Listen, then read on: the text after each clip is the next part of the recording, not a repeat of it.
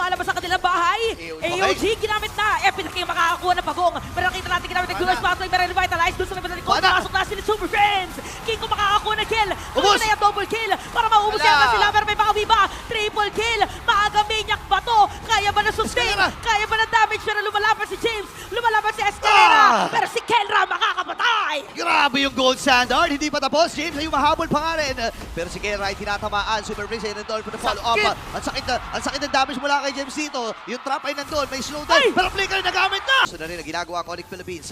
Tumama na naman yung pana mula kay Super Prince. At sinisimulan nila ng pagong, ha? Okay, magkahihiro ba sila? Magkakaroon sila sa Turtle. Nakuha ni King Kong yung Turtle. Tapos pwede na rin dito. Yung mga players ng Onyx. Pero doon sa may matalikon, zone na naman si James. Kaya wala may free hit si Kirk. Aalis na muna sila. Mapapakatras sila pero naiiwan bigla. Hindi na ganun kakunat. Si Brusco. What an outplay from Outplayed. Yun nga, nahuli nga talaga. Pero Super Prince ay nahabol din. 25k yung buhay ng Lord na ito.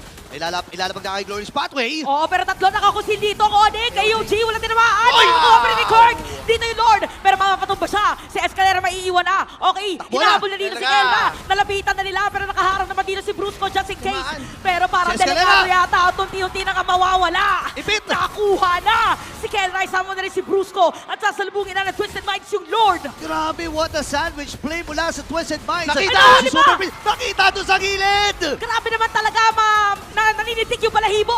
Ni James nararamdaman niya lahat ng mga players. At bigla na nga rin nawala.